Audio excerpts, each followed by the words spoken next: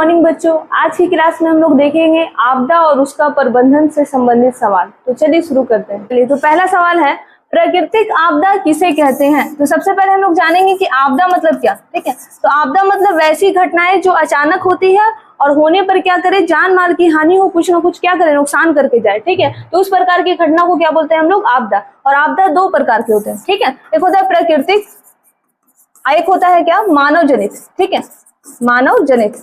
तो प्राकृतिक आपदा मतलब क्या? वैसी घटनाएं जो प्राकृतिक रूप से होती है और होने पर क्या हो, जान माल की हानि हो, तो उस प्रकार की घटनाओं को क्या बोलते हैं? प्राकृतिक आपदा। जैसे आप लोगों को पता होगा, बाढ़, ठीक है, अचानक आ सकता है। उसके अलावा सुखाड़ धीरे धीरे आता है। ठीक है, उसके अलावा भूकंप, चक्रवात, सुनामी, ये सब जो घटनाएं हैं वो प्राकृतिक है। ठीक है, अगला कौन सा है? मानव जनित आपदा। ठीक है, यानी पहला कौन सा? प्राकृतिक और दूसरा मानव जनित। मानव जनित मतलब क्या? वैसी आपदाएं जो मनुष्य के द्वारा क्या किया जा रहा है, उत्पन्न किया जा रहा है, तो उस प्रकार की आपदा को मानव जनित आपदा कहते हैं। जैसे कहीं पे परमाणु विस्फोट हो गया, ठीक है, या कहीं पे क्या हुआ, कुछ रसायन का क्या हो गया, अचानक रिसाव हो गया, तो उस प्रकार की घटनाएं इसमें जाती है। ठीक है, तो अगर देखा जाए सवाल क्या है, प्राकृतिक आपदा किसे कहते हैं? ठीक है, तो जाहिर सी बात है क्या होगा, प्रकृति द्वारा उत्पन्न विनाशकारी घटना। ठीक है, ऑप्शन बी। चलिए, अगला है कि निम्न में से कौन प्राकृतिक आपदा है? तो अभी हम लोग पढ़े कि भूकंप क्या है, प्राकृतिक आपदा। ठीक है, बाकी ये सब नहीं है। चलिए आगे, बिहार में सबसे अधिक आने वाली प्राकृतिक आपदा कौन सी है? तो याद रखेंगे, बिहार में सबसे ज्यादा जो आता है वो कौन होता है? आता है बाढ़। ठीक है, और बाढ़ के लिए याद रखेंगे कि सामान्यतः उत्तर बिहार प्रसिद्ध है। ठीक है, उत्तर बिहार में याद रखेंगे क्या आता है? ज्यादातर बाढ़ आता है। ठीक है, और दक्षिण बिहार में याद रखेंगे क्या, कि सुखाड़ आता है। सुखाड़ मतलब सूखा। ठीक है, कुछ पानी की मात्रा बहुत कम है दक्षिण बिहार में। ठीक है, तो अगर देखा जाए तो सबसे अधिक कौन सा होगा? तो बाढ़ होगा। ठीक है, ऑप्शन है। चलिए आगे, भूकंप मापने का यंत्र क्या कहलाता है? तो याद रखेंगे, भूकंप मापने के लिए सिस्मोग्राफ नामक यंत्र का क्या करते हैं हम लोग? प्रयोग करते हैं। ठीक है, लेकिन सिस्मोग्राफ क्या है? एक यंत्र है, एक मशीन है। ठीक है, तो इसको मापने के लिए कोई ना कोई पैमाना होगा। ठीक है, तो पैमाना में याद रखेंगे क्या, कि रिएक्टर पैमाना। कौन सा? रिएक्टर। ठीक है, जैसे बताते हैं, थोड़ा और बढ़िया से समझाते हैं। जैसे मान लेते हैं कि किसी को बुखार आया, ठीक है, तो बुखार आया तो वो डॉक्टर के यहाँ जाता है, तो डॉक्टर क्या करता है? चेक करता है थर्मामीटर से, जिसको हम लोग बोलते हैं क्या? डॉक्टरी थर्मामीटर। ठीक है, डॉक्टरी थर्मामीटर। तो ये अगर देखा जाए तो ये एक यंत्र है ना। ठीक है, फिर डॉक्टर बताता है कि कितना डिग्री फ़ारेनहाइट आपका क्या है, बुखार है। ठीक है, तो क्या किसमें बताता है? डिग्री फ़ारेनहाइट, या तो या फिर डिग्री सेल्सियस में बता सकता है। ठीक है, तो अगर देखा जाए तो ये क्या है? इसका पैमाना है। ठीक है, ये क्या है? यंत्र है। उसी प्रकार याद रखेंगे क्या, कि सिस्मोग्राफ अगर देखा जाए तो क्या है? एक यंत्र है, एक मशीन है, लेकिन पैमाना कुछ ना कुछ होगा ना, तो वो कौन सा है? रिक्टर पैमाना। ठीक है, तो अगर देखा जाए तो इसका आंसर क्या होगा? Option B. चलिए आगे, भूकंप की तीव्रता किस पैमाने पर मापी जाती है? तो अभी हम लोग देखें पैमाना कौन सा होता है? रिक्टर पैमाना। ठीक है, चलिए आगे, सुनामी मुख्यतः किस कारण उत्पन्न होती है? तो याद रखेंगे, जब क्या होगा कि समुद्र में क्या आ जाए, भूकंप आ जाए, तो सुनामी उत्पन्न होता है। ठीक है, समुद्र में अगर भूकंप आ जाता है तो अचानक क्या होते हैं? बड़े बड़े लहरें उत्पन्न हो जाती है, जिसको हम लोग क्या बोलते हैं? सुनामी। ठीक है, याद रखेंगे ये जापानी शब्द है। ठीक है, तो अगर देखा जाए इसका आंसर क्या होगा? समुद्र के भीतर भूकंप। ठीक है, चलिए आगे, सूखा किससे संबंधित है? तो अधिक वर्षा से तो नहीं होगा, हिमपात तो बिल्कुल नहीं होगा, भूकंप से तो नहीं होगा, वर्षा की कमी। ठीक है, चलिए आगे, चक्रवात का दूसरा नाम क्या है? तो चक्रवात को तूफान के नाम से भी हम लोग जानते हैं। ठीक है, चलिए आगे, आपदा प्रबंधन का मुख्य उद्देश्य क्या है?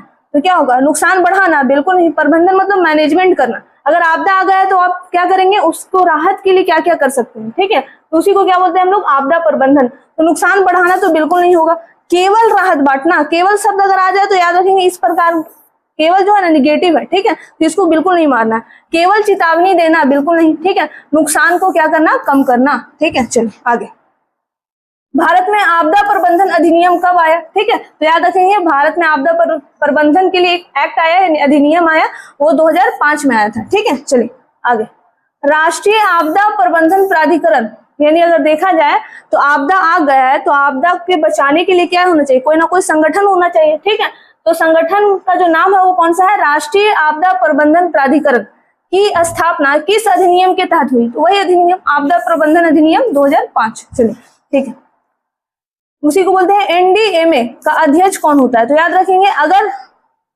केंद्र स्तर पे देखा जाए तो कौन होता है इसका प्रधान? वो होता है प्रधानमंत्री। ठीक है, अगर राज्य स्तर पे बोलेगा तो मुख्यमंत्री। ठीक है, तो ऑप्शन बी हो जाएगा इसका आंसर। चलिए आगे, बिहार राज्य आपदा प्रबंधन प्राधिकरण का अध्यक्ष कौन होता है? तो हम बोले कि राज्य स्तर पे अगर आएगा तो कौन होगा? मुख्यमंत्री। ठीक है, तो ऑप्शन बी। चलिए आगे है कि बाढ़ से बचाव का प्रमुख उपाय क्या है? तो बाढ़ से बचने के लिए हम लोग क्या करेंगे? तो नदी के किनारे रहना, किनारे रहेंगे तो और ज्यादा बाढ़ के चपेट में आ जाएंगे। पेड़ को काट देंगे तो बिल्कुल खराब बात है, ये तो बिल्कुल नहीं होगा। आग जलाना, ये तो बिल्कुल नहीं होगा। ऊंचे स्थान पे चले जाओ। ठीक है, जब क्या आ जाए, बाढ़ आ जाए, तो हम लोग को क्या करना चाहिए कि ऊंचा स्थान पे जाना चाहिए ताकि हम लोग बच सकें। ठीक है, चलिए आगे। भूकंप के समय क्या करना चाहिए? तो लिफ्ट का उपयोग करना चाहिए? बिल्कुल नहीं। भागकर सीढ़ियों में खड़े होना चाहिए? बिल्कुल नहीं। खिड़की के पास रहना चाहिए? अगर रहेगा तो टूट उठ गए खिड़की तो दिक्कत ही है, तो ये भी नहीं होगा। मजबूत मेज के नीचे शरण लेना चाहिए। ठीक है, एक मेज होना चाहिए मजबूत, उसके अंदर चले जाओ, तो ऑप्शन बी हो जाएगा। ठीक है, चलिए आग लगने पर सबसे पहले क्या करना चाहिए? ठीक है, तो घबराना चाहिए? बिल्कुल नहीं होगा। भाग जाना चाहिए? बिल्कुल नहीं। बिजली चालू करना चाहिए, इससे तो और फैल जाएगा। ठीक है, अग्निशमन सेवा को सूचना देना चाहिए। ठीक है, जो अग्निशामक होते हैं, यानी जो अग्नि को क्या करते हैं, कंट्रोल करने वाले जो व्यक्ति होते हैं, ठीक है, तो उनको क्या करना चाहिए? सूचना देना चाहिए ताकि वो आकर के क्या करे, आग को बुझाए। ऐसे खुद से भी कुछ ना कुछ प्रयास करना चाहिए। ठीक है, चलिए आगे। निम्न में से कौन मानव जनित आपदा है? तो हम लोग देखे थे भूकंप तो नहीं है, बाढ़ भी नहीं है। ठीक है, रासायनिक दुर्घटना होगा। ठीक है, चलिए आगे। भूस्खलन अधिकतर कहाँ पे होता है? भूस्खलन मतलब क्या? भूमि का खिसक जाना। तो सामान्यतः आप लोग देखे होंगे कि पर्वतीय क्षेत्रों में क्या होता है कि बड़े बड़े चट्टान ऊपर से क्या होते हैं, गिरने लगते हैं, तो हल्का सा खिसकाव होने के कारण क्या होते हैं, चट्टाने गिरते हैं। ठीक है, तो इसका आंसर क्या होगा? पर्वतीय क्षेत्र में सामान्यतः होता है। ठीक है, चलिए आगे। आपदा के समय प्राथमिक उपचार किस लिए दिया जाता है? तो मनोरंजन हेतु? बिल्कुल नहीं। परीक्षा के लिए? नहीं। ठीक है, घायल व्यक्ति की तत्काल सहायता के लिए। ठीक है, चलिए ऑप्शन बी हो जाएगा। आगे, बाढ़ के दौरान बिजली के तारों से क्या करना चाहिए? दूर रहना चाहिए, थोड़ी वहीं पे चले जाएंगे। ठीक है, चलो आगे। चक्रवात आने से पहले किसका पालन करना चाहिए? ठीक है, तो अफवाहों का? बिल्कुल नहीं। दोस्तों की सलाह का? हो सकता है। मौसम विभाग की चेतावनी का? सबसे ज्यादा इंपॉर्टेंट। ठीक है, चलिए आगे। आपदा के समय सबसे आवश्यक वस्तु क्या है? ठीक है, तो आभूषण है क्या? ज्वेलरी वगैरह? खिलौना है किसी के लिए? सजावट का सामान? बिल्कुल नहीं। उपचार किट होना चाहिए। ठीक है, कि अगर किसी को क्या हो जाए, चोट लग जाए, तो ये उपचार किट क्या कर सके, हम लोग इस्तेमाल कर सके, तो ऑप्शन बी। ठीक है, चलिए आगे है। बिहार में बाढ़ का मुख्य कारण क्या है? तो बिहार में बाढ़ का, बिहार तो समुद्र किनारे है भी नहीं, ज्वालामुखी तो होगा ही नहीं। हिमस्खलन? बिल्कुल नहीं। नेपाल से आने वाली नदियां, ठीक है, यही क्या करती है, बाढ़ लाती है बिहार में। ठीक है, क्योंकि बिहार के उत्तर में है नेपाल, और वहां से कई नदियां क्या आती है, बिहार में आती है। ठीक है, इससे बहुत सारी, अगर देखा जाए, बहुत सारी मात्रा में क्या होता है, पानी भी आता है। ठीक है, तो कभी कभी अचानक इसी के कारण बाढ़ भी आ जाता है। चलिए आगे है कि आपदा प्रबंधन के कितने प्रमुख चरण होते हैं? तो याद रखेंगे 4 चरण है। ठीक है, चलिए। निम्न में से कौन आपदा प्रबंधन का चरण नहीं है? तो परीक्षा नहीं, एग्जाम थोड़ी होता है। चलिए आगे। राहत कार्य किस चरण में किया जाता है? तो याद रखेंगे प्रतिक्रिया चरण में। ठीक है, राहत कार्य किया जाता है। चलो आगे। आपदा के समय अफवाहों से क्या करना चाहिए? तो बचना चाहिए। ठीक है, दूर रहना चाहिए। विश्वास करना चाहिए? बिल्कुल नहीं। ठीक है, अनदेखा कर सही सूचना पर भरोसा करना चाहिए, यही होगा। ठीक है, अनदेखा करना चाहिए और सही सूचना पर क्या करना चाहिए, भरोसा। चलिए आगे है कि राष्ट्रीय आपदा प्रतिक्रिया बल का मुख्य कार्य क्या है? तो खेती करना। जाहिर सी बात है, आपदा है तो आपदा के अगर आ रहा है तो उसको क्या करना है, रोकने का काम करेगा या तो फिर बचाव करेगा। ठीक है, तो बचाव एवं राहत कार्य। चलो आगे। भूकंप के बाद सबसे पहले क्या करना चाहिए? ठीक है, तो भवन में वापस चले जाना चाहिए। बिल्कुल नहीं। लिफ्ट का उपयोग नहीं होगा।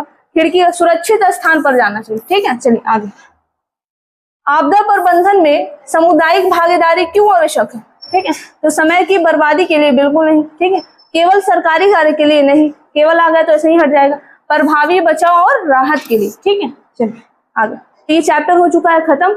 इसी तरह की और वीडियो के लिए हमारे साथ बने रहें। और याद रखें, ये ज्योग्राफी का अगर देखा जाए लास्ट चैप्टर था। ठीक है, यानी पूर्ण रूप से ज्योग्राफी क्या हो गया है, खत्म। ठीक है, तो इसी तरह की और वीडियो के लिए हमारे साथ बने रहें। तब तक के लिए धन्यवाद।